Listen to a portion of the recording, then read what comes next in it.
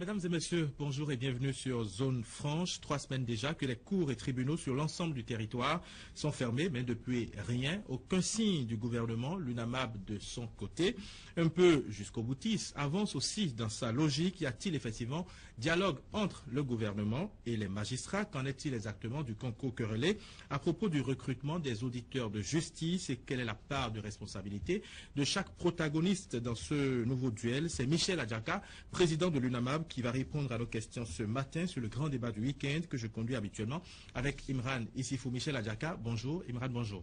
Bonjour Jean-Yves Mitopé, amis téléspectateurs, bonjour. Monsieur Adjaka, bonjour. Monsieur Issifou, bonjour. Monsieur Mitopé, bonjour. Bonjour à nos amis téléspectateurs. Les 8, 9 et 10 septembre dernier, vous avez lancé un mouvement de grève, d'avertissement. La semaine qui a suivi, l'opération s'est généralisée. 5 jours sans service minimum. Et vous dites, c'est avec tacite reconduction jusqu'à totale satisfaction de vos revendications. Une nouvelle crise est donc née entre vous, la justice et l'exécutif. Qu'est-ce qui peut alors justifier une telle paralysie, une nouvelle paralysie entre vous? Merci, monsieur le journaliste. Avant tout propos, je voudrais, dans ce débat, nous inviter à rester collés au texte. En réalité, il s'agit d'un débat purement juridique et non ethnique. Néanmoins, pour illustrer mes propos, je serai bien obligé d'invoquer, de convoquer des propos purement régionalistes qui ont été tenus par les autorités de notre pays qui, aujourd'hui, ont créé cette crise. En réalité, tout est parti des ordonnances de non-lieu du juge Angelo Oussou. Sinon, avant cette date-là, ces ordonnances-là, les rapports entre l'Union nationale des magistrats du Bénin et le chef de l'État n'étaient pas des rapports empreints de provocation et de confrontation. Ça veut dire qu'avant les ordonnances de non-lieu, il y avait une complicité entre l'exécutif et le pouvoir judiciaire, c'est ce que vous voulez dire? Je ne parle pas de complicité. Le mot complicité institutionnelle, c'est un mot très cher à notre président de la République. Il y avait collaboration, il y avait compréhension. Quel genre de collaboration? Le chef de l'État, en tant que président du Conseil supérieur de la magistrature, nous écoutait de temps en temps. On a retenu un critérium de nomination des magistrats qui compose simplement 2 mots: probité, compétence. Lequel critérium n'a jamais été respecté, a été toujours violé. Donc nous revendiquions la transparence dans les nominations, la sécurité des magistrats. Aujourd'hui, nous en sommes à défendre la transparence dans le concours du recrutement des auditeurs de justice. Donc, à partir de ces ordonnances de non-lieu que les rapports sont devenus des rapports d'affrontement. Par la suite, on a constaté que le 13 septembre 2013, on a créé un syndicat qui somnole aujourd'hui.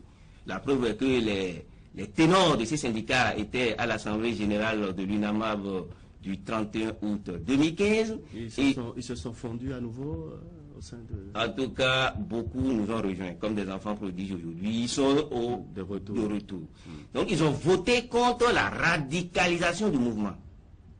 La radicalisation du mouvement. Ça veut dire quoi? Ça veut dire que lorsque la maison justice prend feu, il n'y a pas de distinction entre acteurs syndicaux. Donc ils sont là avec nous aujourd'hui. Donc je parlais de la création de ce syndicat. Par la suite, on a tenté sans succès de retirer le droit de grève aux magistrats. Ça n'a pas aussi marché. Nous sommes aujourd'hui à un concours sur la base de quotas, sur la base du régionalisme, de l'ethnocentrisme, du népotisme et du favoritisme. Qu'est-ce qui vous fait dire ça? Et j'en viens. Un concours est un concours, il est organisé pour tous les fils de la République. Ce qui n'a jamais été le cas. Vous le savez mieux que moi que dans certains secteurs aujourd'hui, comme la douane, la police, la gendarmerie, l'armée, le quota règne en maître. C'est ce qu'on a voulu étendre à la magistrature. Au niveau aussi du secteur de la santé, c'est le quota, l'enseignement, c'est le quota. Donc, c'est qu'on a voulu étendre au corps de la magistrature, ce qui n'est pas possible. Parce que les missions ne sont pas les mêmes. Tout a commencé dans cette affaire de régionalisme par les propos de l'ex-député Jibril Mamad Delourou, le 17 décembre 2013, où à l'hémicycle, il disait que oui, c'est comme si, dans notre pays, il y a des gens ou des mamans qui ne font que des enfants intelligents. C'est une insulte à nos frères du Nord. En quoi c'est des propos régionalistes? C'est comme si dans le pays, il y a des personnes qui ne font que des enfants intelligents. Non, on peut trouver des enfants intelligents au Sud, comme on peut en trouver au Nord. Il n'avait pas encore dit le Sud. Mais ce qu'il a dit, il vient maintenant dire que comment on peut organiser un concours de recrutement des auditeurs de justice et parmi les admis, il n'y a qu'un seul auditeur de justice du Nord. Est-ce que nous sommes d'accord que le concours de recrutement des auditeurs de justice est le seul concours envié en raison de sa transparence aujourd'hui? C'est ce concours que les syndicalistes, lorsqu'il s'agit de revendiquer la transparence dans l'organisation des concours, c'est ce concours-là que nous citons en exemple. Alors, si les gens ont été recrutés sur la base du mérite, en quoi cela gêne dans un pays où l'article 26 de notre Constitution parle de l'égalité des citoyens devant la loi? Mais aujourd'hui, à entendre certaines autorités vous allez continuer tout à l'heure, hein, à entendre certaines autorités du ministère de la fonction publique, il ne suffit pas, c'est une question de quota, mais plutôt de donner également, comme vous le dites, la chance à tous les citoyens de participer à ce concours-là. Et aujourd'hui, on veut décentraliser le concours, ne plus l'organiser à Cotonou, mais l'organiser également dans les régions reculées du Bénin. C'est ce qui est en train de se passer, c'est ce qui est en train de se préparer, n'est-ce pas? Alors, le problème de la départementalisation du concours. En quoi cela vous gêne? C'est un détail dans ce que nous faisons. Je peux dire, le débat est purement juridique. Quand vous prenez le nouvel arrêté, l'arrêté du 17 juin 2015, on a fixé les centres de composition. Même le ministre qui parle de départementalisation, je crois qu'il est de Parakou, le ministre Aboubakar Yaya. Bien sûr. Parakou n'est pas retenu comme centre de composition. Non, il y a six centres qui ont été... Il n'a pas retenu Parakou justement. Oui. Il a retenu 5 centres de composition. Ça veut dire qu'on est tellement pressé que soi-même on s'oublie. On veut simplement organiser le concours et mettre les siens. De telle sorte que les candidats de sa région seront obligés d'aller à Natitengu ou à Abomey. Monsieur Adjaka, je ne vous arrête pas, mais dans l'une de vos publications sur Facebook, vous-même aviez mentionné comme centre de composition Natitengu, Parakou, Abomey, Lokossa, Porto Novo et Cotonou. Oui, dans un premier temps, le ministre Aboubakar Yaya et Madame le garde des Sceaux nous ont caché l'arrêté. Maintenant, on l'a eu. Donc, on a découvert que c'est un arrêté qui viole à tout point de vue la légalité. La légalité, c'est quoi? Que ce concours est organisé sur la base de la loi portant statut de la magistrature et non sur le fondement de la loi portant statut des agents permanents de l'État. Et la loi portant statut de la magistrature est une loi organique supérieure à la loi portant organisation du statut des agents permanents de l'État. Et c'est une loi dérogatoire. C'est un statut spécial. Donc qui supplante le droit commun. Justement, sur la base de cette loi-là, comment est-ce qu'on devait organiser le concours? J'en viens. Donc, cette loi, en ses articles 25, 26, 27, notamment l'article 28, dit clairement que le concours de recrutement des auditeurs de justice est organisé par un arrêté interministériel pris par les ministres de la Justice, de la fonction publique et de l'enseignement supérieur.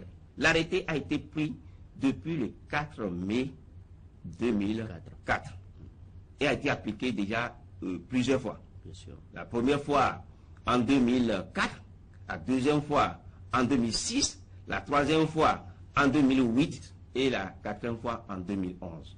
Il se peut que nos vis-à-vis ne soient pas d'accord avec cet arrêté. Ils auraient pu convoquer une rencontre pour évaluer l'application de ce texte-là avant que de chercher à l'abroger clandestinement et en catimini. C'est ce qu'on leur reproche fondamentalement aujourd'hui. L'équation de la démarche. La démarche cache la fraude. La démarche cache la tricherie. La démarche cache l'opacité. C'est le fait que les autorités n'ont pas associé le honorable qui vous fait dire ça? Non. La question, vous parlez des centres. L'arrêté de 2004 n'autorise même pas la départementalisation. Monsieur Irimla, je vous ai suivi un jour à l'occasion d'un débat et vous l'aviez expliqué clairement. On dit il y a 3 matières de composition. Aujourd'hui, eux, ils disent qu'on ne détermine même pas à l'avance les matières de composition. Chez eux, on ne détermine pas les matières de composition. Ils disent que c'est un tableau docimologique. C'est un tableau de tricheur. Qu'est-ce qu'on appelle tableau docimologique? Alors qu'à l'avance, dans notre arrêté à nous, il est dit clairement que les candidats composent en culture générale, en procédure pénale et en procédure civile. Celui qui parle du tableau docimologique veut forcément tricher parce qu'à la veille de la composition, on peut dire déjà à certains candidats que c'est en droit des obligations qu'on veut composer. Et c'est à la veille qu'on va dire à d'autres que oui, c'est droit des obligations. L'enfant qui pensait que on devait étudier les matières qui ont été toujours les matières de composition va échouer. Va échouer. Il y a beaucoup de lacunes dans cet arrêté du 17 juin 2015. Les signataires. La loi dit 3 signataires. On est allé chercher le ministre d'État chargé de l'économie et des finances pour signer. Ça fait donc un problème. Parce que lorsqu'on a un 4e signataire, ça veut dire qu'on viole l'article 28 de la loi portant statut de la magistrature. Parce que cet article a prévu 3 signataires. On ne devrait pas... Clairement. Et l'arrêté a été pris. On l'a expérimenté plusieurs fois, sans contestation officielle. Mais on a enregistré des concertations officieuses. Les gens ont estimé, et c'est dommage, que nos frères du Nord ne peuvent pas traiter les cas pratiques. Et qu'il faut leur donner des sujets théoriques. Et que... ce que vous affirmez là, quand est-ce que ça a été dit? Par qui ça a été dit? Quand je dis officieux, vous voulez savoir qui l'a dit? J'ai réinvité sur ce qui est officiel bientôt. On était là quand vous avez posé la question des centres de composition. Une fois que l'officieux ne peut pas être justifié,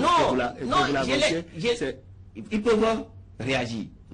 Parce que les sujets théoriques... pas appelé de nom, jusque-là vous avez dit, les gens ont dit... Oui, voilà. Ils peuvent réagir s'ils veulent. Les sujets théoriques facilitent la tricherie. Et le magistrat n'est pas appelé à traiter les conditions de forme et les conditions de fond. Le magistrat, c'est celui-là qui réagit devant les cas pratiques. Le problème aujourd'hui, c'est qu'au niveau de nos universités, on n'a pas de gens qui véritablement enseignent à fond ces matières-là aux enfants.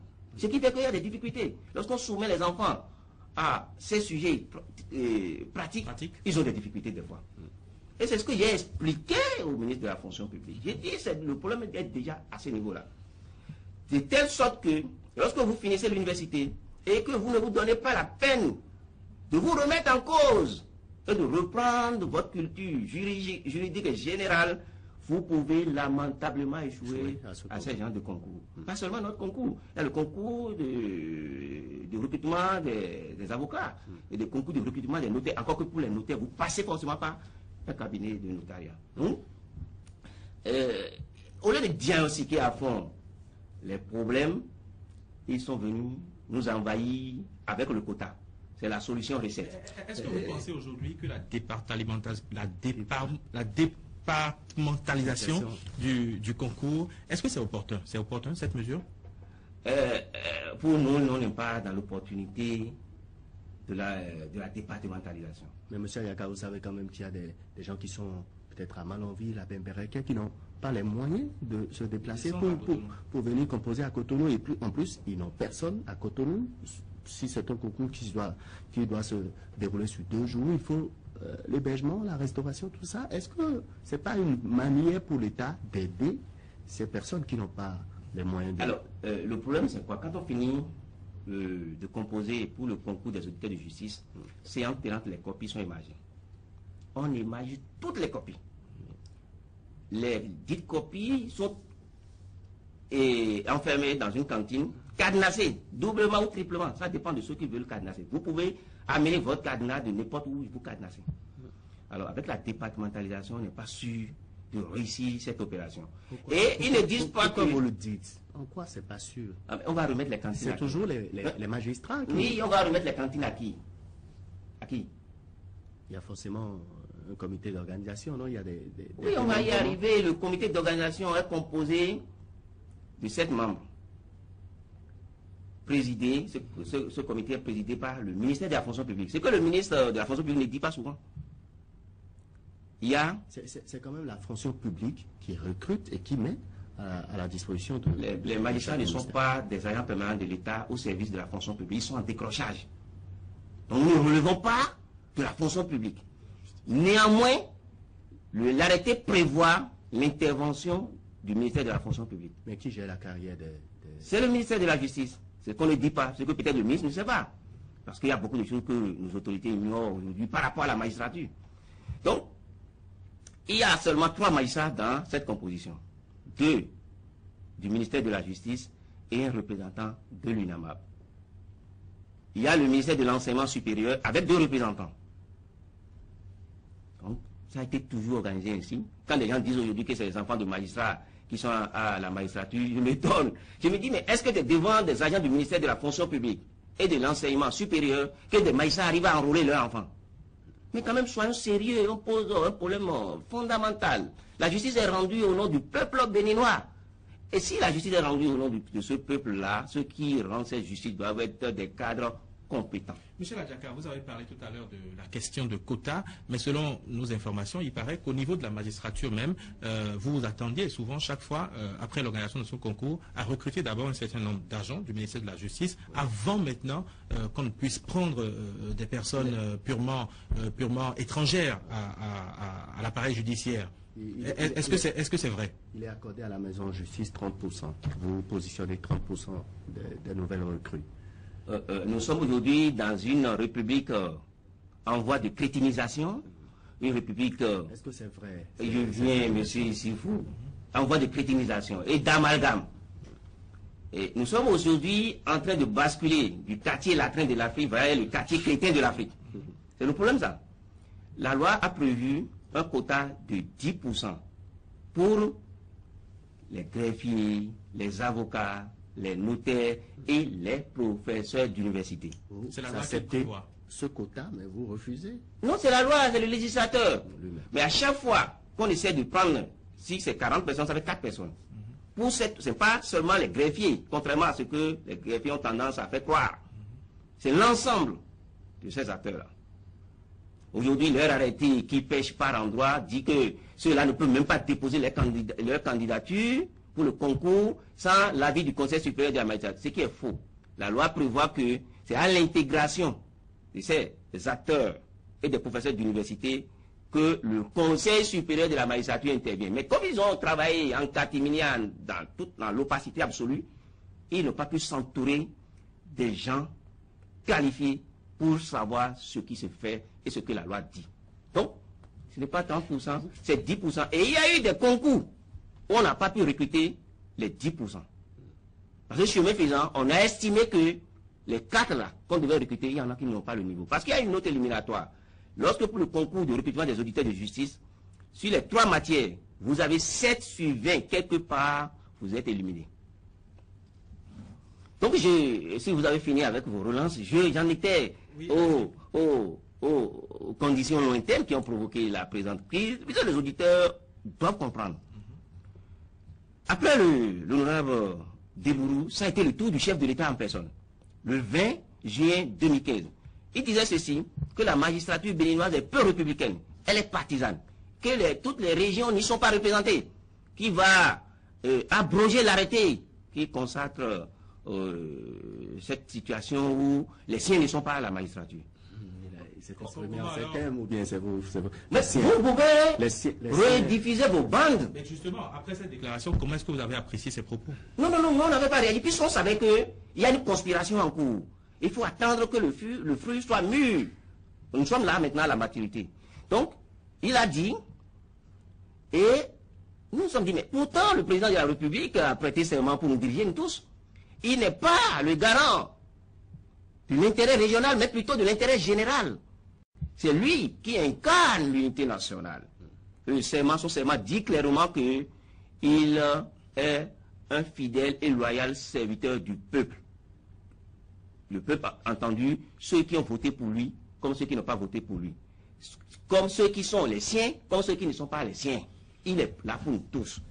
Parce que l'article 26 dit nous sommes égaux devant la loi et les opportunités qu'offre la fonction publique. Je ne conçois pas qu'un président de la République qui assure l'indépendance de la justice, qui garantit l'indépendance de la justice puisse tenir de tels propos. sur les ondes de la télévision telle que la vôtre. Ce n'est pas normal. Après lui, ça a été le tour, le 2 août 2015, de l'ancien ministre des Affaires étrangères. J'insiste dessus. L'honorable Arif Bako. Parce que quelqu'un qui a représenté l'État béninois à l'extérieur doit avoir une certaine retenue dans ses propos. Il a enfoncé le clou. Après, ça a été les propos de Dassa qu'on tente de remettre en cause sans succès aujourd'hui. On va revenir justement sur ces propos. Sur les propos de... À vous entendre, c'est à croire qu'on veut forcément, on veut réformer la magistrature, c'est-à-dire on a entrepris certaines actions et qui ne vous plaisent surtout pas, ou alors est-ce qu'il y a des dysfonctionnements aujourd'hui au sein de la maison justice qui font aujourd'hui qu'on veuille faire ces différentes réformes, ou alors qu'est-ce qui a amené au jour d'aujourd'hui le débat régionaliste ou les propos régionalistes dans le débat autour de la magistrature? Merci, monsieur le journaliste.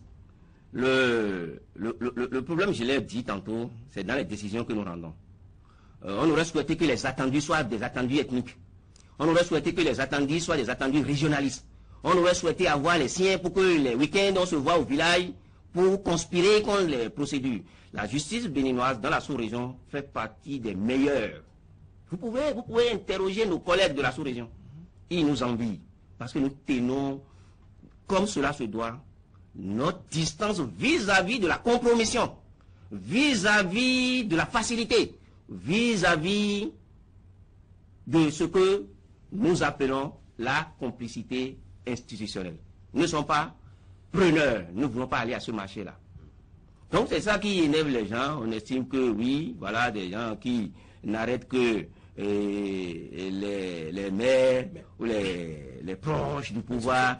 Mais quand vous avez été aux affaires, vous avez plus de chance d'être un client de la justice que celui qui n'a rien géré. Mais vous allez m'éclairer encore un peu plus. Ce que vous dites n'est pas tout à fait juste. Parce que quand vous dites que c'est après les non-lieux que les rapports ont commencé à devenir très conflictuels entre l'exécutif et le pouvoir judiciaire, ce n'est pas tout à fait juste. Parce que bien avant ces non-lieux, du temps du ministre Marie-Élise Bédot, il y avait déjà des rapports très conflictuels entre l'exécutif et le pouvoir judiciaire. Ça ne date pas d'aujourd'hui. Oui, il y avait eu des rapports conflictuels. Vous savez, les propos du 8 décembre, je crois, 2011, qui ont jeté de l'huile sur le feu. Le chef de l'État a calmé les différents protagonistes. Après, ça a été une grève que nous avions déclenchée, je crois, en août 2012. Il a aussi calmé la situation. Et il a demandé à chaque acteur de rester dans son couloir de marche. Mais depuis que les non-lieux sont intervenus, le chef de l'État s'est rangé d'un côté. Il est devenu aujourd'hui comme l'apôtre du régionalisme. Il faut que les... Moi, il a écouté un jour, le président de la République, il disait, bon, lui, qui a la justice même? Il n'a personne. Mais comment un chef de l'État peut chercher à avoir quelqu'un à la justice? Donc, il n'a aucun intérêt à tripatouiller les nominations. Et dire, on ne sait pas de ça qu'il s'agit. Nous voyons ce qu'on nomme. Pourquoi on ne respecte pas les grades? Si ce n'est pas un proche qu'on cherche et qu'on descende complètement pour le récupérer. Moi, j'ai bien envie de comprendre quelque chose. Quand vous écoutez certaines autorités en aparté, elles estiment que leur envie, leur ambition, c'est pas d'avoir des quotas, mais c'est d'amener le concours un peu plus proche de ces jeunes qui se trouvent un peu loin de Cotonou. Pourquoi ne concédez-vous pas qu'on puisse avoir au moins plusieurs centres de composition? Vous revenez toujours à la départementalisation. Oui, en réalité, il y a un arrêté. Oui. Qu'est-ce qui vous dit tant un arrêté pris sur la base d'une loi. S'ils ne sont plus d'accord avec l'arrêté, qui impose par le mécanisme du tirage de l'épreuve devant les candidats le jour de la composition, qui impose un centre unique. Parce que vous ne pouvez pas demander au garde des Sceaux, qui a le monopole de proposer 3 épreuves par matière, de se dédoubler ou de se mettre en 6 pour aller dans chaque département. Ce n'est pas possible. On leur a demandé, si vous n'êtes pas d'accord, évaluons le processus, faisons les réformes qui s'imposent. Ils disent non, si on devrait faire ce que je propose, ils ne peuvent pas organiser le concours agent de parti le 6 avril 2016. Donc leur souci est ailleurs. C'est d'organiser coûte et coûte le concours avant le 6 avril 2016. À quelle fin selon vous? Mais pour avoir des magistrats régimistes à la longue. Mais on aurait fini de régler les dessous, et on aurait fini de nettoyer les écuries, des écuries qu'ils ont occasionné, orchestrées, avant que le magistrat qu'ils veulent voir venir ne soit intégré dans le code de la magistrature. Et je dis, c'est parce qu'ils ne maîtrisent pas le rituel qui conduit de l'auditeur de justice au magistrat qui pense que les choses sont passées. Puisque c'est le magistrat qui forme le magistrat. S'ils ne sont pas d'accord pour le recrutement, on ne les formera pas. On ne les formera pas. Et il leur serait difficile, ces magistrats régimistes, recrutés en fin de mandat, de servir en paix sous nous. Parce qu'ils ne peuvent pas nous diriger aujourd'hui. Ce n'est pas possible. Donc ils seront là à travailler sous nous. Et s'ils ne sont pas d'accord avec eux, leur carrière sera un calvaire.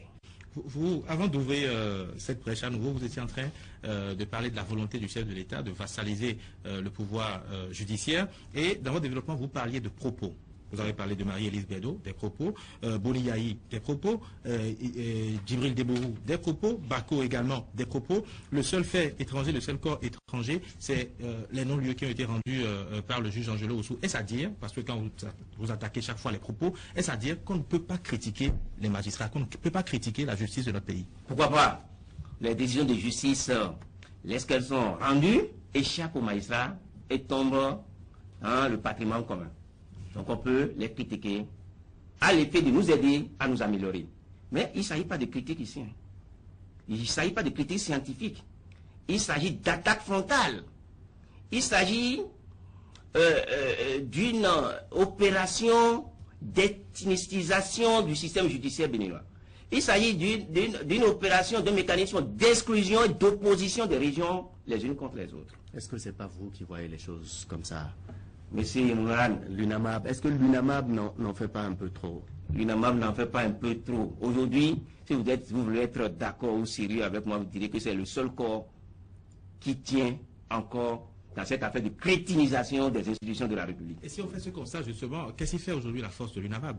Mais la force de l'UNAMAB, c'est le rituel qui conduit à la magistrature. Et que quand on a créé l'AMAB, les gens étaient partis, quand ils ont fait leur réunion, je sais là où on a fait la réunion. Et je sais ce qu'on a remis, ce qu'on a fait. Lorsqu'ils ont fini leur réunion, ils ont compté les collègues qui sont les collègues du Nord, qui sont très nombreux aussi à la magistrature. Ils pensaient que quand ils vont lancer les cris de régionalisation de la magistrature, les collègues allaient les rejoindre. Moi aujourd'hui, j'avoue, mes meilleurs amis à la magistrature sont du Nord. Mes meilleurs amis. Je vous l'avoue. Je m'entends plus facilement avec eux. Il y a beaucoup de magistrats de Septentrion dans le corps aujourd'hui. Mais pourquoi dit-on que de Dassa à Natitengu, il y a un seul magistrat? Mais oui, les gens ne se donnent pas la peine de connaître leurs frères, de connaître ceux qui sont magistrats dans leur zone. Puisque ces gens-là ne portent pas leur nom, eh bien, c'est comme s'ils n'existent pas. Ils les ont multipliés par zéro. Parce qu'ils n'existent, ils ne portent pas leur nom. C'est le problème, ça. Sinon, les collègues sont là. Ils officient dans toute dignité. Ils officient en toute probité, en toute compétence. Ils sont là. Donc ils ont compté sur ces collègues-là pour peupler les rangs de l'AMAB. Mais les collègues, ils savent que la magistrature n'est pas une affaire de région. Nous comprenons bien, nous vivons en famille et nous allons continuer, après le chef de l'État, à vivre en famille. Et depuis que vous avez entamé cette grève, il y a eu quand même des rencontres pour avoir le dégel autour de cette crise, 2, voire 3 rencontres déjà, mais niet, vous ne bougez pas d'un iota. Pourquoi vous ne faites pas des concessions souvent? Pourquoi vous êtes souvent très... vous avez des positions un peu trop... oui, c'est ce qui a amené Jean-Louis Mitokwe a dit qu'il n'en avait jusqu'au boutisme. Avant de commencer ce mouvement de grève, on a donné un moratoire. D'abord, il y a eu des alertes dans la presse que c'est extrêmement dangereux l'opération. On a donné un moratoire, et durant le moratoire, il y a eu, avant même le moratoire, il y a eu une rencontre entre l'UNAMAB et les 2 ministres. La justice et la fonction publique. Les ministres de la justice et de la fonction publique.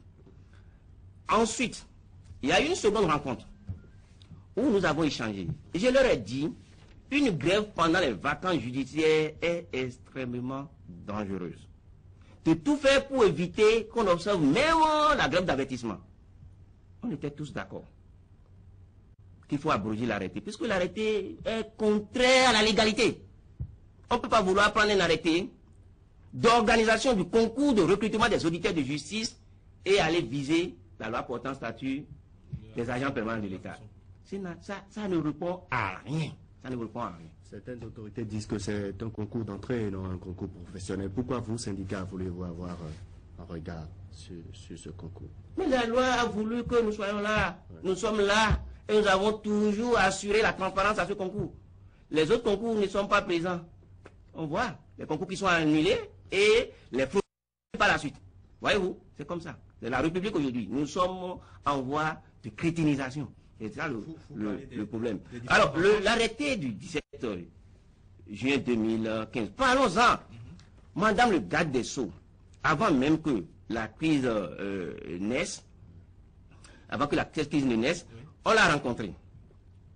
On lui a dit, Madame le garde des Sceaux, avec le concours de professionnels des officiers de justice, il y a eu problème. Nous ne voulons pas que, avec les propos de l'honorable Debourou et du chef de l'État, que notre concours soit un concours traîné dans la boue. Elle a dit, ce ne sera pas en son temps, puisque la plupart des concours des auditeurs de justice ont été organisés sous des avocats garde des Sceaux. Elle a dit que ce ne sera pas en son temps. Qu'est-ce qu'on a vu par la suite? Elle a signé un arrêté interministériel le 17 juin 2015 qui l'exclut elle-même. Elle n'est plus dans le processus. Qui exclut le ministère de la Justice, qui exclut l'UNAMAB, et en lieu et place de l'UNAMAB, du garde des Sceaux et du ministère de la Justice, on est allé recruter le ministère des 3 ordres d'enseignement. Oui. L'enseignement primaire, l'enseignement secondaire, pour compléter l'enseignement supérieur. Et on a fait maintenant appel au ministre de l'économie et des finances. Vous avez compris pourquoi on a fait appel à ces gens-là? Pourquoi Vous voulez comprendre? Expliquez-nous. Regardez les ministres là, les ministres qu'on a sollicités. Regardez-les. Regardez bien ces ministres-là. Nous sommes dans la régionalisation. Nous sommes dans l'ethnocentrisme. Et voilà les ministres qu'on a choisis. Qu'est-ce que l'enseignement primaire a à voir avec un concours de recrutement des auditeurs de justice? Au moment où on exclut le ministère de la Justice, au moment où on exclut le garde des Sceaux, au moment où on exclut l'UNAMAB. Vous allez pouvoir mieux nous éclairer. Vous parlez du ministre Djemba, du ministre Kouché, du ministre Éléonore Yahi Ladékan. Qu'est-ce que ces ministres ont en commun? Le ministre Abiola. Abiola également. Qu'est-ce qu'ils ont en commun? Vous voulez savoir ce qu'ils ont en commun? Un peu d'effort, vous allez comprendre. Quand il s'agit de s'exprimer dans une langue donnée, ils se retrouvent. Ils ont la langue en commun. Et donc c'est tout. Donc vous m'avez... Ça pose un problème que... Ça pose sérieusement de problème. Ça pose sérieusement de problème. Vous et nous avions une langue en commun. Que le concours de recrutement des auditeurs de justice, le concours auquel on n'a rien reproché juste là, tombe dans l'escarcelle des gens d'une même région. Qu'est-ce qu'on veut? Qu'est-ce qu'on veut nous prouver? L'enfant du pauvre que moi je suis est devenu magistrat parce que des gens comme le procureur général Jean-Baptiste Monsy, des gens comme l'agent judiciaire du Trésor, Madame Lawson Séverine, des gens comme le secrétaire général de notre ministère, Olivier Luc Fortuné-Guézon, et l'ex-garde des Sceaux Nyonfou se sont battus sans test en 2002 pour que moi je sois recruté comme auditeur de justice. Ils se sont battus comment? Le concours a été organisé jusque-là, jusqu'en 2000, par le ministère de la fonction publique, exclusivement. Mais à un moment donné, les bailleurs de fonds ont estimé que il faut, compte tenu du nombre d'auditeurs de justice qu'on va commencer par recruter 40 chaque année, oui, qu'il y ait une commission autonome qui s'occupe de l'organisation de ce concours. Donc, nos aînés se sont battus pour que ce concours soit organisé en toute transparence. Si nos protagonistes le souhaitent, on peut organiser le concours au stade de l'amitié. Ça ne nous gêne pas, nous n'avons rien à cacher. C'est eux qui ont des choses à cacher, c'est eux qui souhaitent que des attendus, des décisions de justice soient motivées par la région, l'ethnie ou la religion. Mais quel est aujourd'hui le tort du gouvernement de chercher à toiletter le test qui cadrait justement l'organisation de ce concours? Est-ce qu'on pouvait toucher à ce test-là ou alors c'était déjà inscrit dans le marbre et puis le test était intouchable? Mais je vous ai dit, si entre intellectuels, lorsqu'il y a des problèmes, on discute, on fait une évaluation et on voit ce que l'on peut faire dans l'intérêt supérieur de la nation. Mais si des gens se cachent et sortent un arrêté qu'ils ont caché pendant des mois, je vous dis, mais l'arrêté date du 17 juin 2015, nous ne l'avons vu qu'en août. Qu'ils ont caché soigneusement. Ils ont même oublié les greffiers, les professionnels, ceux qu'ils appellent pompeusement professionnels de la justice. le professeur d'université n'est pas un professionnel de la justice. Le concept professionnel de la justice n'existe pas. Ça veut dire que les gens, même sur les concepts, ont des problèmes. Mais ils tiennent à organiser un concours de recrutement d'auditeurs de justice. Alors que sur des concepts élémentaires, un arrêté truffé d'incohérence. Un arrêté truffé d'incohérence. Je ne sais même pas si ceux qui ont pris cet arrêté-là savent manier les balises du droit. Vous avez parlé... Sur la question de recevabilité des concours, j'ai parlé de l'intervention du CSM qui n'est pas prévue, qui n'est prévue que à la phase d'intégration. Et aussi, il y a les conditions d'aptitude. Ils disent que, bon, pour être candidat, il faut être indemne de toute affection poliomyélitique, tuberculeuse et autres. Notre concours prévoit autre chose. L'arrêté prévoit autre chose. La loi portant établie dans la magistrature prévoit autre chose. Parce que ces types d'exclusions ne sont pas tolérés. Donc, la loi prévoit autre chose. Mais comme ils sont arrivés à la loi 86-013 sur la fonction publique, ils n'ont plus cherché à savoir ce que prévoit la loi dérogatoire, le statut spécial de la magistrature. Vous avez parlé tantôt des différentes rencontres qu'il y a eu après le déclenchement justement de votre... avant même la grève que vous avez déclenchée. Alors, vous avez parlé également du garde des Sceaux également. Quels sont aujourd'hui les rapports qu'il y a... quels sont les rapports qui existent aujourd'hui entre la garde des Sceaux et justement l'UNAMAB? Monsieur Mitoko, avant de parler du rapport, j'ajouterai sur les conditions d'organisation du concours la question des dossiers. Vous ne pouvez pas dire que celui qui doit être candidat au concours des auditeurs de justice doit être indemne de ces affections-là et ne pas exiger le certificat de visite et de compte visite médicale. Parmi les pièces, il n'y en a pas. C'est-à-dire que l'on se pose la question de savoir est-ce que nous sommes toujours au Bénin ou ailleurs. Vous posez des conditions et dans l'application de ces conditions, vous passez là, littéralement à côté. Vous avez eu l'occasion de discuter avec eux au cours des rencontres que rappelait tout à l'heure. Vous avez amendé. Pourquoi on n'avance pas depuis alors? Alors, votre question rejoint celle de Mitokwe d'une certaine façon.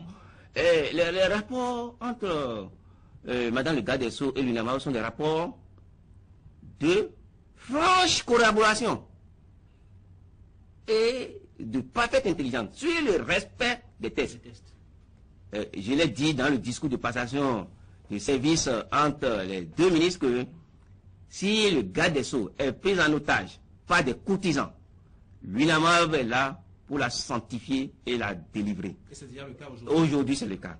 Donc, si elle a pu signer un arrêté interministériel pour s'exclure, je crois qu'elle est déjà prise en otage et on doit tout faire pour la délivrer. Est-ce que c'est le cas aussi? Hier, pour répondre à Issifou, à M. Issifou, et on lui a envoyé le projet d'arrêté abrogatoire consensuellement élaboré le 16 septembre entre l'UNAMAB, les ministères de la fonction publique et de la justice.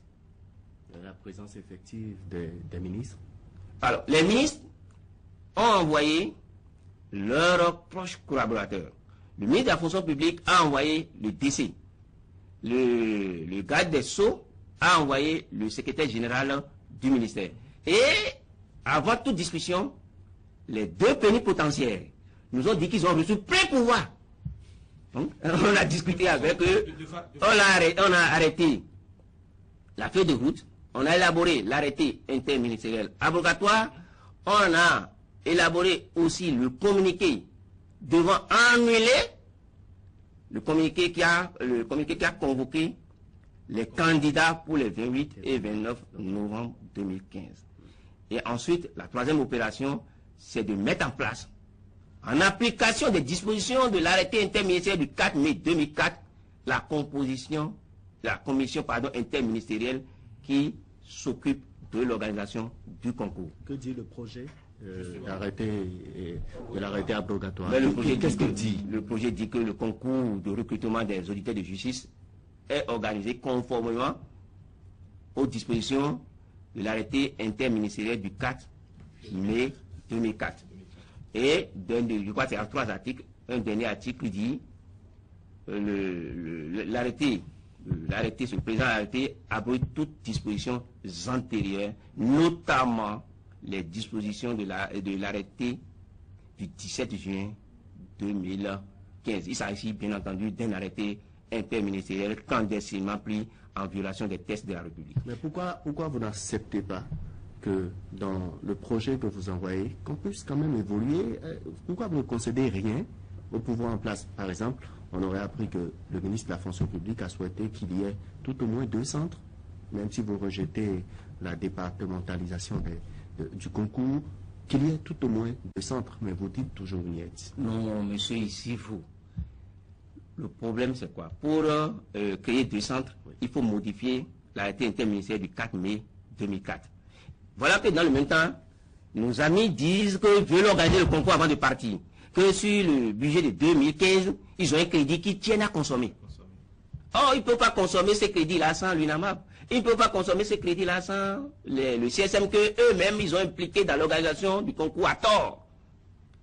Et s'ils ne sont pas d'accord, s'ils recrutaient ces auditeurs de justice, ils ne seront pas formés et ils vont subir une carrière infernale. C'est clair et net dans notre tête. Vous avez dit tout à l'heure un peu plus haut que vous savez tout, que vous étiez au courant de tout, en parlant justement de la création de l'AMAB. Et justement, sur ce fait, c'est que la dernière fois, il y a eu des propos, vous avez parlé de ça également en début d'émission, des propos du ministre Alassane Soumana Djemba, que justement vous avez mal interprété, parce que, c'est ce qui a été dit, bien entendu, parce que des personnes qui ont assisté à cette rencontre où le ministre était, que le ministre a parlé, des personnes qui ont assisté justement à cette rencontre ont démenti après, que vous avez d'ailleurs cité, ont démenti après tout ce que vous avez dit. Qu'est-ce qui s'est exactement passé? Je voudrais préciser que c'est la première fois que mes publications font l'objet de démentis. De 2, je n'étais pas à Dassa.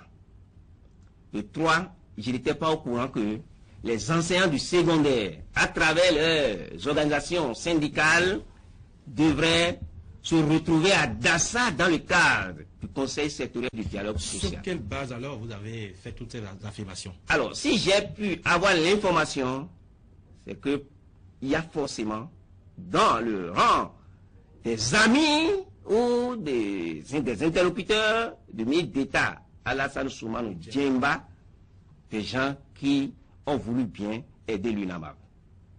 Et c'est ce qui s'est passé. Et je n'ai rien fait d'autre que de relayer les propos du ministre Alassane Soumana Djemba. Ces propos. Moi, je suis je suis moi un agent assermenté. C'est que le ministre n'est pas. Ne parlons pas des syndicalistes de l'enseignement secondaire. Moi, je suis un agent assermenté. Donc, mes propos ne sont pas comparables à des propos de mes contradicteurs. Donc, passons d'abord, parlons sur cette base-là. Et je suis magistrat de profession. J'ai pu avoir l'enregistrement du ministre. Il n'a qu'à continuer par démentir. Une preuve, c'est ça? Non, il n'a qu'à continuer par démentir. Est-ce que vous avez une preuve? Parce que le ministre jure qu'il n'a jamais tenu. Demandez-lui de continuer par jurer par 7 ans où les fidèles musulmans sont à la Mecque. De continuer par jurer.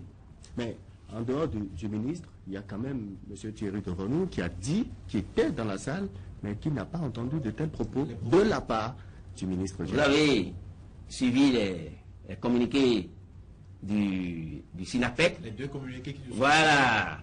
Le premier communiqué dit que c'est parce qu'on a cité le nom du secrétaire général Devonou Thierry que son syndicat a dû réagir.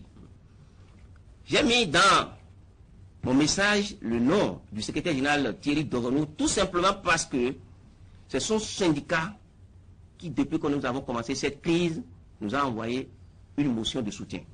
Alors, je me suis dit que si le ministre Alassane Soumana Djemba a cru devoir tenir de tels propos, c'est parce qu'il estime qu'il faut désamorcer le soutien que nous apporte ce syndicat-là, le syndicat que dirige le secrétaire général Thierry Devonou. Vous avez, M. Imran Issifou, M. Mitopel, vous êtes des journalistes de profession, de renom et de métier. Vous avez aussi des amis qui sont syndicalistes dans ce secteur. Faites vos enquêtes. Faites vos enquêtes. Alors, par la suite, M. Thierry Devonou, pas plus tard qu'hier, a publié un autre communiqué où il dit qu'il n'a pas désavoué. Oui, c'est par rapport au traitement de la presse. La presse en fait, on en fait tout un autre traitement. Et donc, il estime qu'il faut rétablir la vérité, qu'il ne désavouait pas, mais qu'il dit simplement qu'il n'avait pas entendu de tels propos. Moi, j'ai été toujours complice de la presse. Je ne peux pas désavouer la presse. journalistes ne font que leur boulot. Alors, il est revenu, alors que dans le premier communiqué, il disait qu'il était là constamment à 5 mètres du ministre et qu'il n'a rien entendu. Dans le second communiqué, il dit qu'il entend qu'il est allé se mettre à l'aise parce qu'il avait un besoin urgent. Bon, moi, je ne veux pas rentrer dans ce débat-là. Les enseignants sont des éducateurs avant tout. La vérité chez eux doit être sacrée, comme chez nous. Il l'a reconnu dans son communiqué. Voilà. Que l'enseignant doit dire la vérité. L'enseignant, la main sur le cœur, la vérité. L'enseignant doit dire la vérité. Oui. Et je leur ai dit, s'ils veulent, je n'aurais jamais souhaité un affrontement syndicaliste. Parce que le ministre Djemba veut opposer l'UNAMAB au syndicat de l'enseignement secondaire. Oui, non, au syndicat réuni dans le conseil sectoriel. Voilà. C'est la stratégie, ça. Mais j'ai dit, je ferai tout pour éviter cet affrontement. J'ai déjà demandé au secrétaire général des centrales syndicales de faire le nécessaire avant que je ne mette mes preuves à l'épreuve. Donc, ils savent ce qu'ils doivent faire pour que la vérité soit restaurée. On ne peut pas me diaboliser aussi facilement. Je n'ai rien contre le ministre Alassane Soumane Djemba. Entre lui et moi, il n'y a pas d'antécédent pour que je puisse lui imputer des propos régionalistes qu'il n'a pas tenus. Monsieur Ladiaka, vous avez dit tout à l'heure que vous n'étiez pas jusqu'au boutiste, en tout cas que l'UNAMAB n'était pas jusqu'au boutiste. Et puis, de toute façon, nous sommes aujourd'hui à 3 semaines de grève. La semaine prochaine, est-ce qu'il y aura au moins un service minimum? Quand nous décidions d'aller à 5 jours de grève, nous étions dans la logique de penser que le gouvernement allait prendre pitié des justiciables, notamment ceux qui sont détenus. Pourquoi vous ne prenez pas pitié des justiciables? Mais c'est le chef de l'État qui a été élu, c'est lui qui a prêté serment pour prendre pitié de tout le monde. Mais qu'il est devenu l'apôtre de la régionalisation et il ne prend plus pitié de personne. Donc, c'est au chef de l'État de prendre pitié des justiciables et de demander aux ministres signataires, les 4 ministres signataires, de rebrousser chemin. Cette réponse veut dire quoi? Que la semaine prochaine, la grève se poursuit? Oh, mais nous sommes dans une mécanique de tacite reconduction. Avez-vous entendu l'appel de l'honorable Yacoubou Malekhossou? Tout à l'heure, en venant ici, l'honorable Malekhossou m'a joué au téléphone, il a souhaité qu'on se voie. Et je lui ai dit, monsieur l'honorable, je vous aime bien.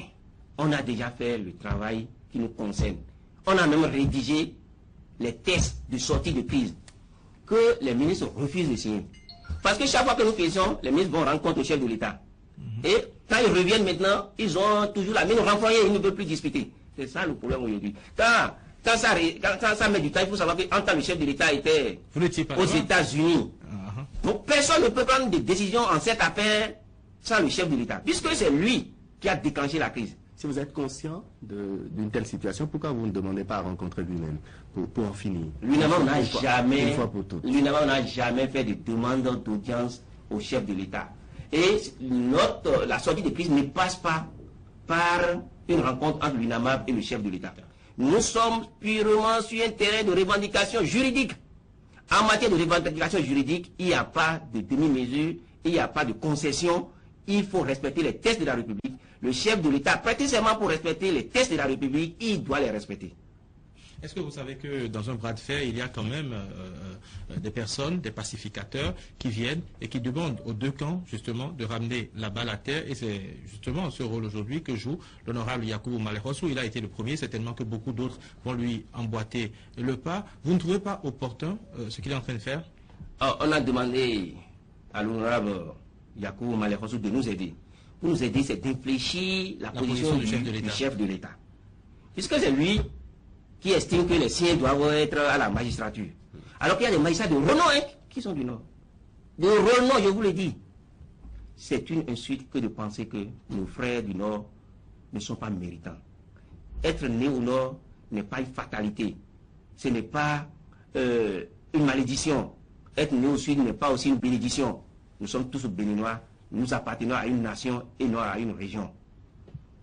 Monsieur Adjaka, suivi le développement que vous avez fait de ce dossier. Si entre-temps l'État continue, s'entêtait, organise le concours, qu'est-ce qui va se passer? Ouais, mais si le chef de l'État organisait le concours, c'est sûr qu'il va les former avant de partir. C'est tout. Il va les former et les intégrer, faire la visite, l'enquête de moralité, tout avant de partir. Sinon, le concours sera annulé. Ils ne peuvent pas intégrer le corps de la magistrature par infraction. Ce n'est pas possible. Vous avez évoqué un nom justement à l'entame de cette émission quand vous avez parlé des non-lieux, c'est le juge Angelo Oussou. Il est rentré au pays après depuis quelques semaines déjà, quelques jours. Comment est-ce que ce retour a été accueilli dans le camp des magistrats? Alors le collègue Angelo Oussou est magistrat et il appartient toujours au corps de la magistrature. Quelle est sa situation aujourd'hui? Contrairement à ce que les mauvaises langues disent, ainsi que le juge Angelo Oussou a été radié. Il aurait abandonné son poste, non? Oui, pour des raisons Politique. de sécurité. Politique, parce qu'aujourd'hui, il est candidat à l'élection présidentielle, c'est ce qui se dit un peu partout, donc il a plus le temps de faire de la politique que de venir dans les tribunaux. La loi prévoit que si vous êtes magistrat et que vous voulez faire la politique, vous écrivez au garde des Sceaux, au Conseil supérieur de la magistrature, pour quitter les juridictions. Il a fait? Le juge Angelo Oussou, depuis les États-Unis, a rempli cette formalité. Donc, il revient à ces institutions de prendre la décision appropriée pour lui permettre de vaquer à ces nouvelles occupations. On était surpris de ne pas voir les magistrats l'accueillir à l'aéroport de Cotonou. Pourquoi l'UNAMAB n'a pas envoyé une délégation à Kadiaoum? L'UNAMAB a des règles très strictes. Et il n'est pas de l'ordre des choses chez nous de nous exhiber. Donc, il n'est pas nécessaire que l'UNAMAB ait accueilli le collègue Angelo Oussou à l'aéroport. C'est un citoyen qui est en train de rentrer dans son pays et il doit rentrer, il doit rentrer dans sa famille comme tout citoyen, sans difficulté, sans tambour ni trompette. Puisque nous parlons, Oui, on va passer à un autre sujet. Puisque nous parlons toujours de la justice, continuons avec la justice, justement, avec les élections de 2016 qui s'annoncent.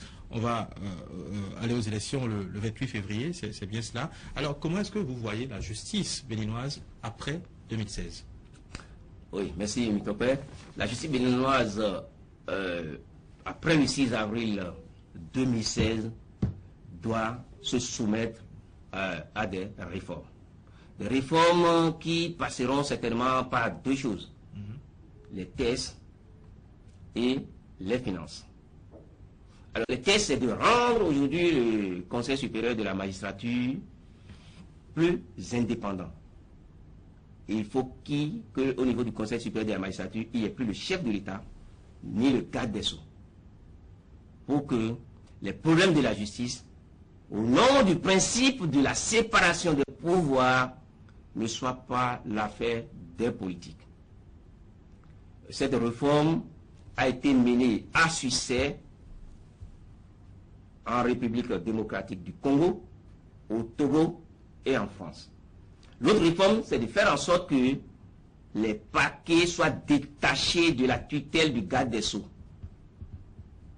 Il faut ensuite rattacher les officiers de police judiciaire au ministère de la Justice. Il faut que, comme tout pouvoir, nous ayons un budget autonome. Aujourd'hui, nous avons 12 petits milliards comme budget. C'est pas Les milliards, c'est pas petit. 12 milliards pour alimenter les détenus, payer les salaires, investir dans le fonctionnement des juridictions et investir aussi dans la construction des infrastructures. Ce qui fait que nous sommes toujours au niveau du ministère de la Justice à la remorque des bailleurs de fonds. Ce qui n'est pas normal dans un État souverain. Donc il faut des moyens, il faut des tests, il faut aller plus loin et toucher le fonctionnement de la haute cour de justice. Une institution budgétivore.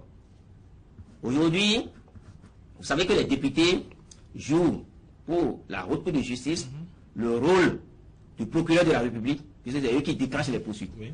il joue le rôle de président ou de la chambre d'accusation, puisque c'est eux qui mettent en accusation. Et au niveau de la Haute Cour de justice, ils sont juges. Au nombre de 6, ils sont juges. Bien sûr. Où est-ce qu'on n'a jamais trouvé ça?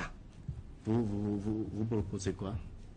De mettre fin à cette pagaille institutionnelle, à défaut de réformer la Haute Cour de justice. Parce qu'aujourd'hui, la Haute Cour de justice protège les délinquants, ceux qui volent les milliards, alors que les voleurs de poulets sont déférés facilement devant nous. Pourtant, l'article 26 de notre Constitution dit clairement que nous sommes égaux devant la loi. Je souhaite que les citoyens soient égaux devant la loi. Vous dites que vous voulez d'une justice totalement indépendante. Est-ce qu'il n'y a pas un risque, une justice sans intrusion? C'est un peu comme la Cour constitutionnelle aujourd'hui, qui est tellement forte, mais qui rend des décisions qu'on critique tout le temps. Est-ce que vous-même, magistrat, parce qu'après tout, vous êtes des humains? Je n'ai pas fini. On va revenir à la Cour constitutionnelle. J'ai frotté les mains parce que c'est un bon dossier. Nous souhaitons aussi que ceux qui, au titre des magistrats, notamment au niveau de la Cour constitutionnelle, officiers soient désignés par leur père. Pas directement. On peut proposer à l'Assemblée nationale 4 personnes. Il reviendra au bureau de l'Assemblée nationale de choisir 2 magistrats pour siéger au nom de la magistrature à la Cour constitutionnelle. 2 au chef de l'État. Il appartient au président de la République de retenir un nom pour siéger au Conseil supérieur, au niveau de la Cour constitutionnelle. Comme on peut habiliter l'Assemblée générale des magistrats, qui n'est pas l'Assemblée générale de l'UNAMAB, à désigner nos représentants dans ces institutions. Une telle procédure est beaucoup plus gage de sécurité et de transparence. Vous parlez maintenant des pouvoirs musclés de la Cour constitutionnelle, qui aujourd'hui discréditent la Cour. Surtout en matière de... Mais vous aspirez justement à ces mêmes pouvoirs, c'est ce que je suis en train de dire. Ah, nous aspirons à ces mêmes pouvoirs. Non. Ce que nous voulons aujourd'hui, c'est de faire en sorte que, au niveau du Conseil supérieur de la magistrature, il y ait des magistrats désignés par palier, vous savez, et là, les problèmes de toutes les générations de magistrats pourront être traités. Et il y aura aussi le président de la Cour suprême, qui n'est pas forcément un magistrat. On en viendra à son élection, quand on aura réussi à modifier la Constitution. Parce que ce n'est pas normal qu'une institution de ce rang soit dirigée par des gens qui ne sont pas familiers aux attendus. Donc il faut être coutumier de la rédaction des attendus pour prétendre officier à ce niveau-là. Ce sont là vos propositions de réforme à partir de 2016. Parlons maintenant de cette décision de la Cour constitutionnelle, la décision DCC 15-156 du 16 juillet 2015, qui dit désormais qu'une année entamée est une année acquise. Oui, j'ai parlé de la crétinisation de la République. Nous sommes actuellement dans un quartier crétin. Sinon, comment peut-on penser que une année entamée égale à une année acquise? Autrement dit, l'enfant né le 1er janvier 2015 a le même âge que l'enfant qui sera né le 31 décembre 2015. Comment peut-on dire qu'un jour égale à une année au Bénin? C'est en tenant compte de l'article 26 de la Constitution. Comment peut-on aussi dire qu'un jour égale à 365 jours? Quel article 26 de la Constitution? L'article 26 de la Constitution dit l'égalité des citoyens devant la loi. Est-ce à dire que un enfant de 1976, parce qu'on a dit égalité des citoyens devant la loi, a le même âge que son père? C'est ce que la Cour constitutionnelle est en train de dire. Tout simplement parce qu'il y a une manœuvre en cours. Quelle est la manœuvre? Vous aurez le temps... À quoi arrive justement cette décision de la Cour? Vous aurez le temps de connaître la manœuvre. Puisque bientôt on aura les dossiers de candidature. Tout le monde attend la Cour à ce niveau-là. Donc, cette décision a instauré l'insécurité juridique. J'ai eu le temps de le dire dans l'un de mes articles relayés abondamment par vos confrères. Ils ont créé dans le village juridique, au niveau du système juridique béninois, une insécurité insondable. Vous dites que c'est... Vous dites où est-ce qu'on n'a jamais vu ça? C'est au Bénin que ça se passe? Ça veut dire que c'est une invention de la Cour? Une pure invention. Parce que l'adage latin qu'ils ont convoqué à tort ne permet pas de tirer ces conséquences-là. L'article 44 sur la base duquel la décision a été rendue est très claire en son 4e tiret. Vous ne pouvez pas être candidat à une élection présidentielle si à la date du dépôt de candidature, vous n'avez pas fêté votre 40e anniversaire. 40 ans au moins. 40 ans au moins. Est-ce que c'est compliqué ça? Pour qu'on en arrive à interpréter cela. En droit, lorsque vous interprétez un texte clair, vous le violez forcément. C'est ce qui est arrivé. Donc là-dedans, il latin, qu'ils ont le secret de retrouver je ne sais où, n'a rien à voir avec le sujet. Mais la Cour a dit après que sa décision ne concernait pas l'article 44, qu'elle s'est plutôt prononcée sur l'article 26. Est-ce qu'il y a confusion et qu'est-ce qu'on doit comprendre exactement? Je n'ai jamais entendu un membre de la Cour se prononcer sur la question. Il y a une rencontre entre les membres de la Cour et certains députés. C'est au cours de la rencontre qu'un des députés, ou c'est après la rencontre qu'un des députés a fait cette déclaration. Je n'ai jamais... Et les membres de la Cour ne peuvent pas se prononcer sur leur propre décision. C'est sous le président Robert Dessous qu'on avait, un président qui expliquait cette décision à la télévision. C'est formellement interdit à tout juge. Le juge n'explique pas sa décision. Il revient au professeur d'université, au commentateur, de faire ce travail-là. Donc, la Cour n'avait pas à nous expliquer. Il nous revient, nous, de commenter sa décision. Maintenant, ce qui a été dit après la rencontre avec les membres de la Cour constitutionnelle, ça n'engage que celui qui l'a dit. Parce que le visa de la décision de la Cour est très clair. On a convoqué les articles 26 et 44, 4e tiret de notre Constitution. Donc on ne peut pas se dédouaner aisément, aussi aisément, en disant que la décision a été rendue sur la base de l'article 26. C'est aussi une autre crétinisation de la République que de dire des choses comme ça. Et pourtant, sur votre page Facebook, le 23 août, vous avez mis ceci: c'est la preuve que la Cour est à l'écoute en toute humilité. Elle a compris son erreur et s'est engagée à discrètement et élégamment la corriger. Le rétrécissement de la portée de cette décision et le resserrement autour de l'article 26, c'est vous qui l'écriviez, de notre Constitution est une victoire en demi-teinte pour la presse, certains cadres de la société civile. Nous devons néanmoins rester vigilants et poursuivre la veille citoyenne et le combat jusqu'à total revirement de cette décision prise par la Cour. Est-ce que vous avez l'impression que vous êtes dans cette veille permanente?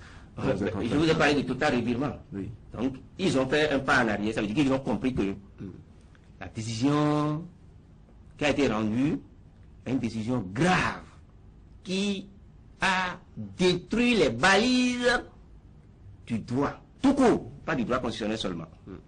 Parce qu'en matière pénale, ils ont détruit tout ce qui est considéré comme principes fondamentaux. Les questions de prescription, les questions de condamnation. En matière électorale, quelqu'un qui a 17 ans, un jour, est devenu électeur aujourd'hui. De la même manière, celui qui n'aura pas accompli ses 70 ans avant la date du dépôt de la candidature ne peut plus être candidat aujourd'hui. Oui. Parce que 69 ans plus un jour, ça fait 70 ans. Ça fait 70 ans.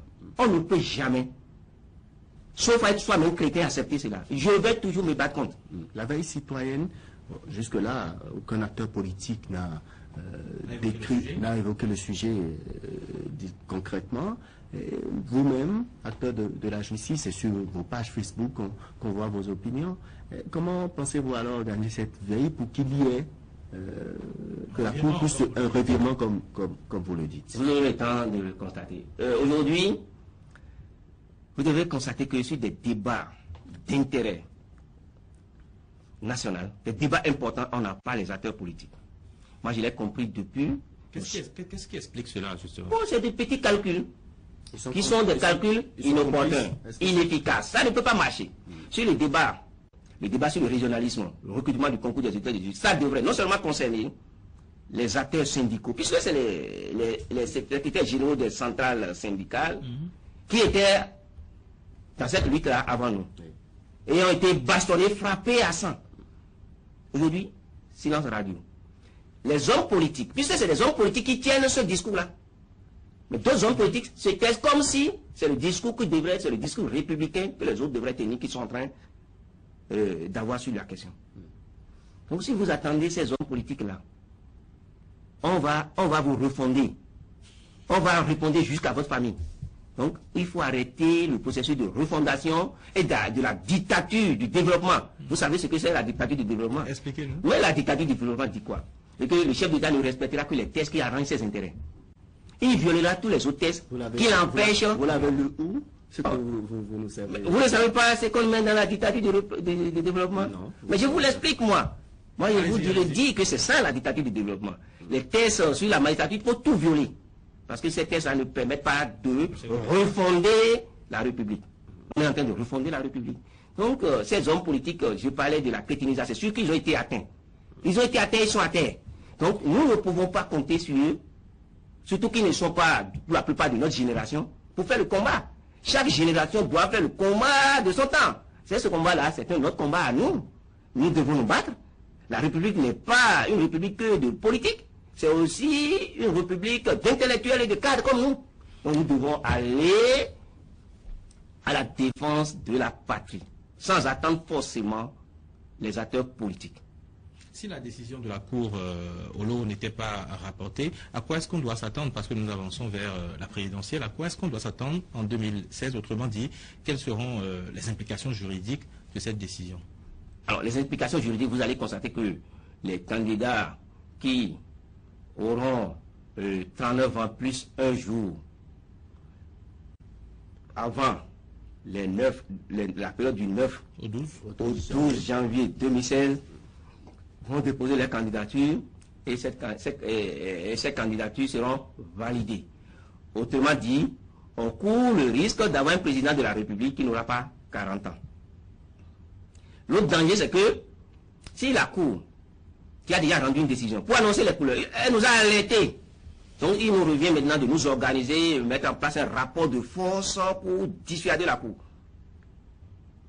Alors, si on ne sait pas faire, le président de la République sera élu par la Cour.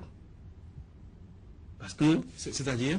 J'ai l'impression que la Cour a déjà une idée de celui qui sera président de la République. Qu'est-ce qui vous fait dire cela? Mais si vous violez les textes qui sont clairs, pour ouvrir la candidature à des gens qui ont 39 ans plus un jour, que vous considérez comme des gens qui ont 40 ans revenus. Ça veut dire ça veut dire que vous savez là où vous allez. Donc il revient aux citoyens de savoir là où ils doivent aller pour contrer la Cour. Parce que c'est après tout notre Cour. Elle doit rendre des décisions conformes à la Constitution et non de réviser au quotidien la Constitution. Est-ce que vous avez déjà des doutes sur l'élection à venir, sur la transparence? Moi, je n'ai jamais de doute sur quoi que ce soit.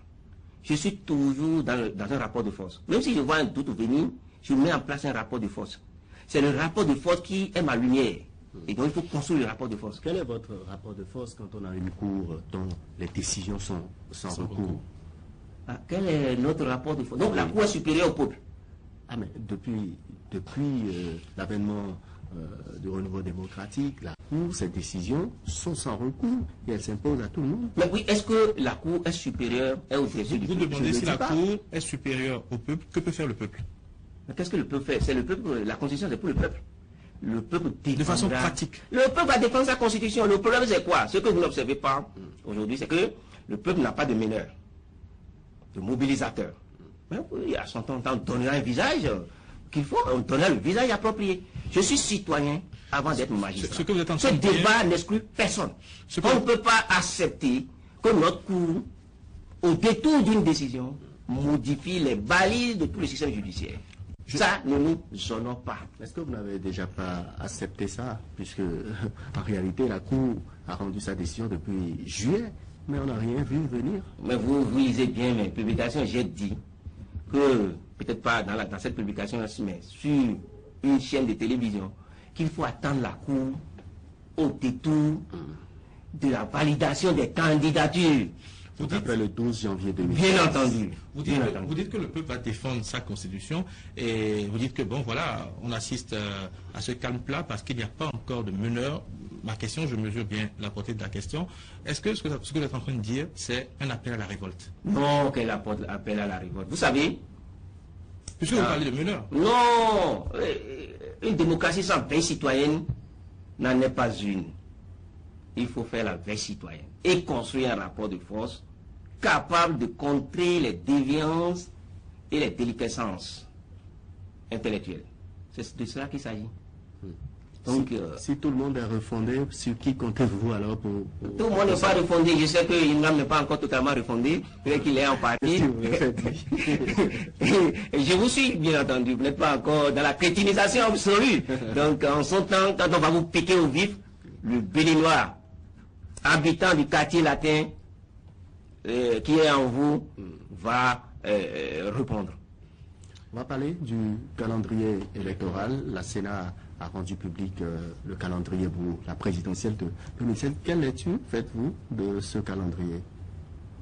Le code électoral, en son article 339, prévoit que le dépôt des candidatures doit intervenir 45 jours au moins.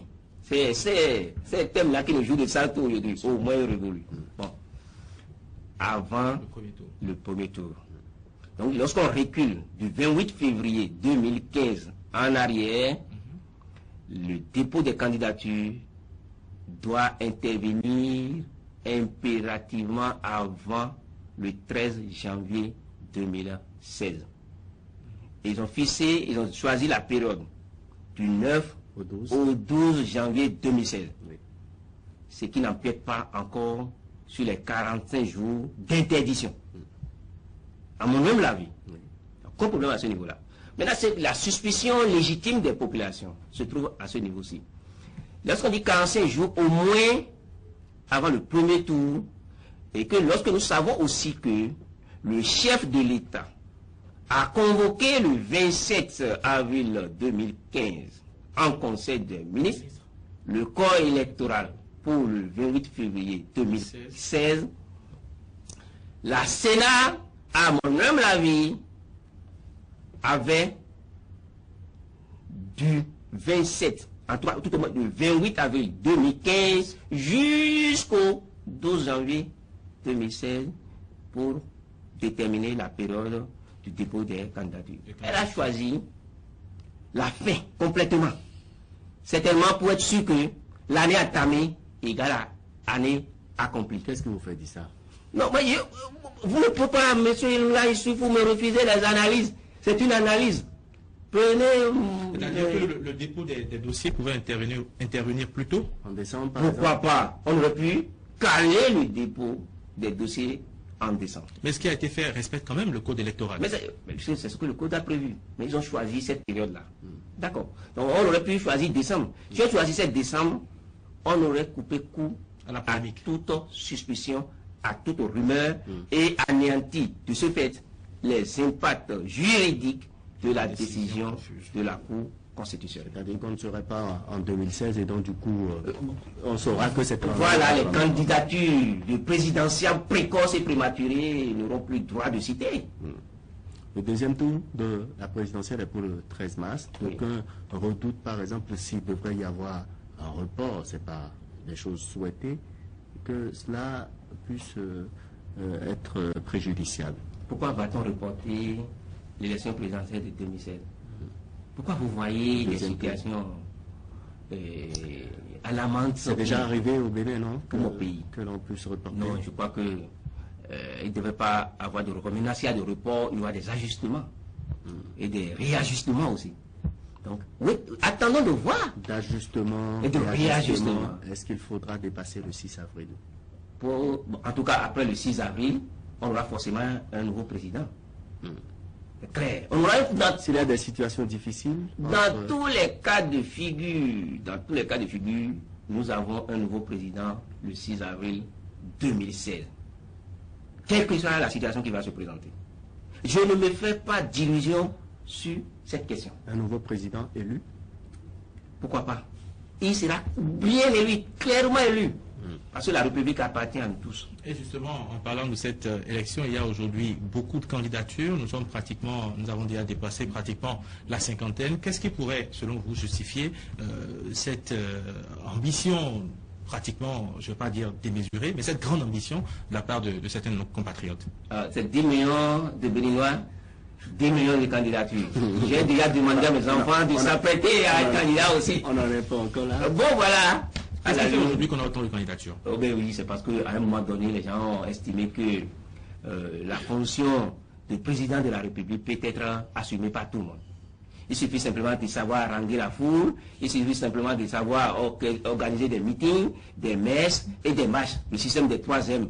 Il suffit simplement d'évangéliser la République et d'avoir des pasteurs qui ont la Bible dans la main gauche et puis les sous de l'État dans la main droite, et impunément, c'est tout. Les gens, on peut trouver que les sous de l'État, on peut les carotter, on peut les siphonner allègrement sans être punis. C'est tout.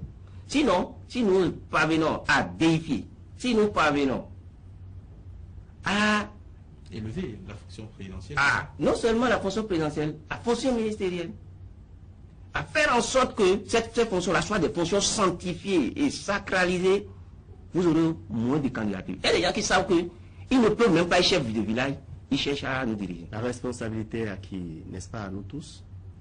Le fait aujourd'hui que la fonction présidentielle soit vue à la portée de tout le monde. Moi, je ne suis pas de cet avis-là qui consiste à généraliser la responsabilité. Les gens sont payés pour être responsables d'un certain nombre de choses. Ils refusent, ils disent que tous nous sommes responsables. Moi, je suis responsable de quoi dans ce pays? Je ne réponds de rien. On vient toujours me télescoper, on vient toujours me provoquer, et quand j'ai réagi, on dit que le mouvement de grève de maïs, ça paralyse le pays, ça paralyse l'économie nationale. C'est la même chose au niveau du sommet de l'État. La fonction présidentielle dans une république est une fonction sacrée. On ne peut chaque fois pas souffrir le martyr avec des mini-crétins qui viennent toujours nous embêter à chaque élection. Chacun a son style de gouvernance, non? Pourquoi voulez-vous que tout le monde... Non, ils disent que c'est le style de gouvernance actuel qui a contaminé, qui a fait que quand les gens s'habillent, ils mettent leur veste, ils trouvent qu'ils ressemblent à un président de la République. Et qu'ils doivent aller aux élections aussi. Et puis, même, je me demande si ils ont les 15 millions. Et puis, beaucoup pensent aussi que il suffit d'être simplement candidat à une élection présidentielle pour devenir ministre. Est-ce que dans cette flopée de candidatures, vous voyez aujourd'hui des gens capables de relever les défis qui attendent, les défis qui s'imposent aujourd'hui au peuple béninois? Oh oui, moi je ne suis pas là pour savoir, je ne connais même pas les candidats. Et je ne peux pas savoir qui est en mesure de relever les défis. L'heure de l'appréciation de la qualité des candidats n'est pas encore arrivée. On le fera en son temps, peut-être ensemble. Cette heure-là, c'est quand pour vous? Puisque nous sommes pratiquement à 5 mois. Mais on n'est pas encore en campagne électorale. La campagne sera bientôt ouverte. Mais elle est prévue pour le 12.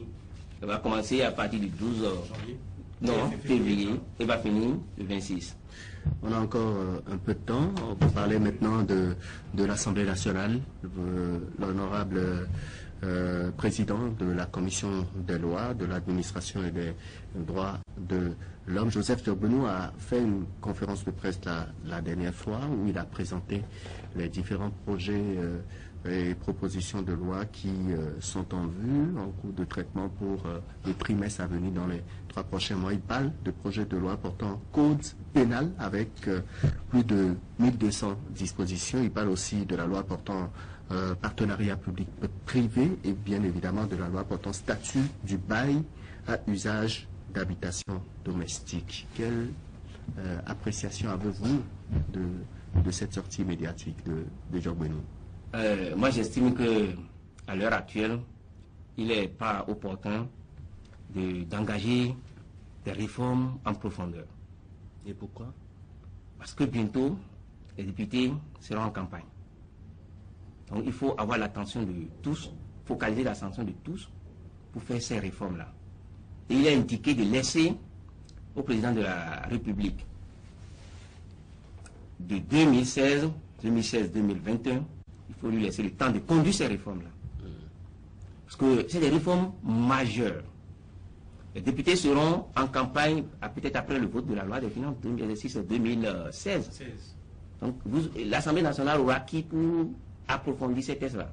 Le code pénal, on l'a déjà déblayé, on l'a travaillé au niveau de la commission des lois. Et je l'ai expliqué au président, l'actuel président de la commission des lois, de faire le point du travail qui a été fait sur les autres tests, statut de la magistrature, l'organisation judiciaire. Il y a beaucoup de réflexions qui ont été menées, de faire le point de ces réflexions plutôt que de vouloir engager, sans peut-être l'adhésion de tous, des réformes majeures au niveau du système judiciaire. Est-ce que le rythme imprimé aujourd'hui à cette commission par Joseph Diogbenou, est-ce que le rythme est bon? C'est-à-dire tenir informé les populations et tout de ce qui se fait? L'Assemblée n'est pas une institution où on travaille avec beaucoup de médiatisation. Les travaux en commission se déroulent sous le sceau du secret. Vous semblez ne pas apprécier la démarche? Moi, je ne suis pas président de la commission des lois. Vous avez dit tout à l'heure, chacun a son style. Le style du professeur Diogbenou, ça. C'est pas mon style à moi. Donc, c'est son style à lui. Laissons-lui le temps de gérer les affaires au niveau de sa commission, et en son temps, on avisera. Est-ce que, parce qu'il y a une présidentielle en vue, il faut que l'Assemblée soit totalement paralysée, qu'elle cesse de travailler? Non, ce n'est pas de ça qu'il s'agit. Puisque vous avez dit que c'est des réformes qu'il faut analyser en profondeur, et donc il faut attendre passer le cap de 2016. Le test sur les baux d'habitation est un test très sensible, où il faut arbitrer les intérêts entre locataires et propriétaires. Si vous ne faites pas attention, vous allez passer à côté et créer une crise sociale aiguë.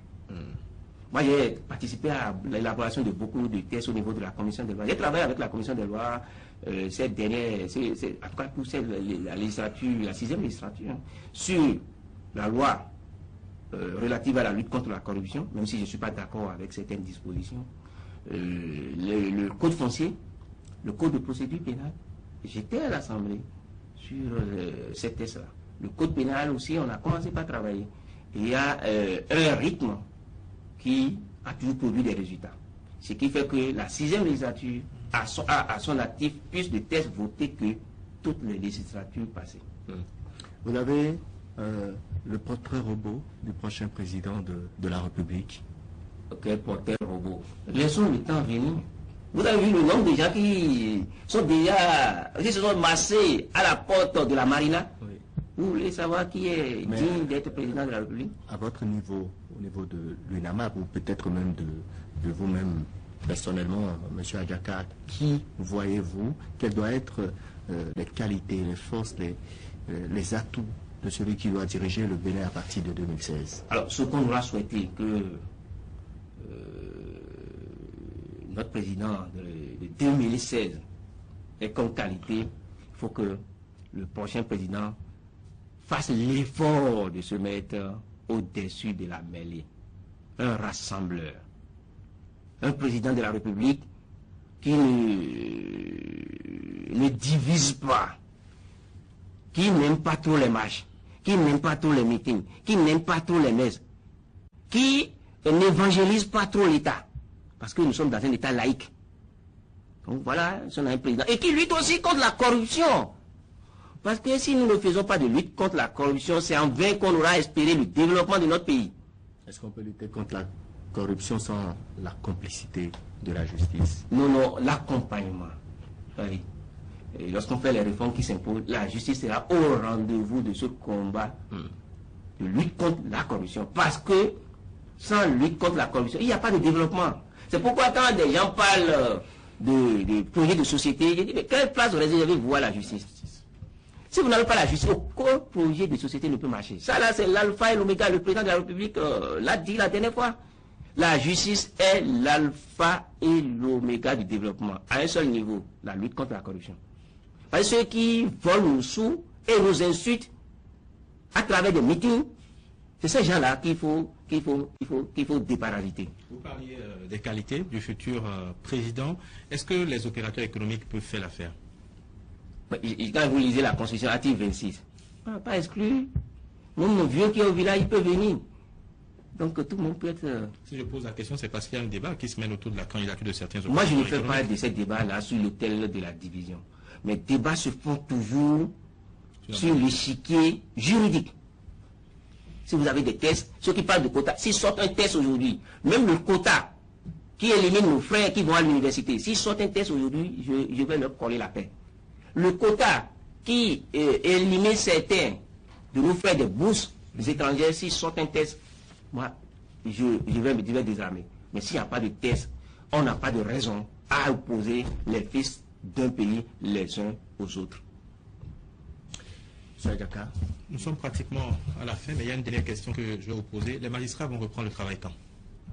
Oui, quand le chef de l'État aura souhaité revenir sur son concours de recrutement sur une base ethnique des auditeurs de justice.